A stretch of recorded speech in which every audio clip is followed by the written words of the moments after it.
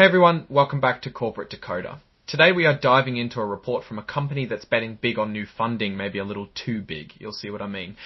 They just got a big chunk of money, but are they getting in bed with the devil to keep their business alive? Let's decode. Before we start, if you appreciate getting straight insights from corporate documents, make sure you're subscribed. We also have a Discord community linked in the description below where you can discuss this video. This is a current report on Form 8K, kind of like in AHO we have some news form that companies file with the Securities and Exchange Commission, or SEC, whenever something important happens fast.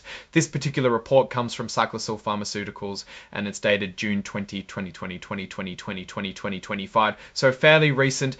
The biggest news here is that Cyclacel Pharmaceuticals made a deal to sell a bunch of stock to a group of investors. It's called a securities purchase agreement. Basically, these investors are buying a new type of preferred stock called Series F convertible preferred stock. They will get 3 million shares at $1 a share. So Cyclacel gets $3 million bucks. Also, the company is giving these investors some WR a share. So Cyclacel gets 3 million bucks. Also, the company is giving these investors some WR a share. So Cyclacel gets 3 million bucks. Also, the company is giving these investors some borrowings to buy even more common stock later. This all happened on or around June 20, 2025, which they call the closing. The investors now have 3 million shares of that Series F preferred stock and almost 30 million warrants.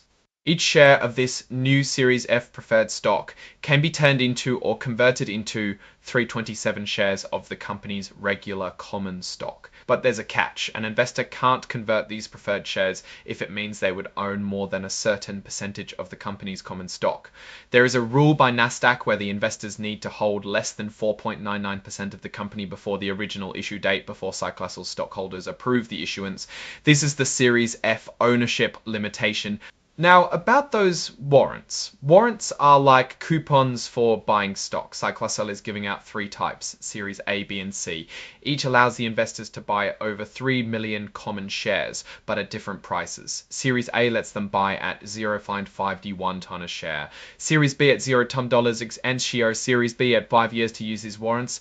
Cyclacel had to file a certificate or instruction manual with the state of Delaware for the Series F preferred stock. Usually preferred stock gets a special vote along with the regular common stock. If the company decides to pay out dividends, the preferred stockholders get a piece of that pie too.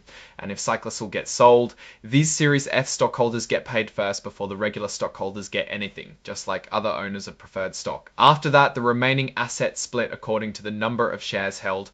To sum it up, Cyclacel sold this Series F preferred stock and gave out warrants to raise money. There are rules about when the preferred stock can be converted into common stock and how much the investors can own. There are also specific procedures that exist. They have until June 2020, 2020, 2020, 2020, 2020, 2020, 2020, 2020, 2025. Cyclacel sold these securities without registering them under the Securities Act of 1933, relying on something called Regulation S. This regulation permits sales to investors outside of the United States. So the new investors of Cyclacel has to be outside of the United States, otherwise Cyclacel might be in legal trouble. Of course, the company included what they call forward-looking statements.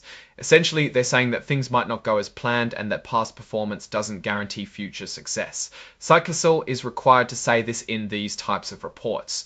Finally, there's a press release to announce the deal. This is a way for Cyclacel to spin the news in a positive light. Now, what are we looking at when examining this filing from Cyclacel Pharmaceuticals? Well, there are a few things that stick out. First, we see that a company with a history of losses is making a very complex stock deal to raise money. In my opinion, it shows that this company is having a lot of trouble raising money. This Series F preferred stock is likely more favorable towards investors, rather than Cyclacel themselves, in order to entice people to invest. This is a huge weakness of the company. Next, we see something in the report called the Series F ownership limitation. In my opinion, this means that this deal is only good if the stockholders say it is, and they might not. It depends on if the investors approve the issue. Overall, this is a risky deal if Cyclacel doesn't receive the stockholder approvals needed. I believe that this uncertainty puts Cyclacel in a bad place. In conclusion, this SEC filing reveals that Cyclacel Pharmaceuticals is in a tricky spot.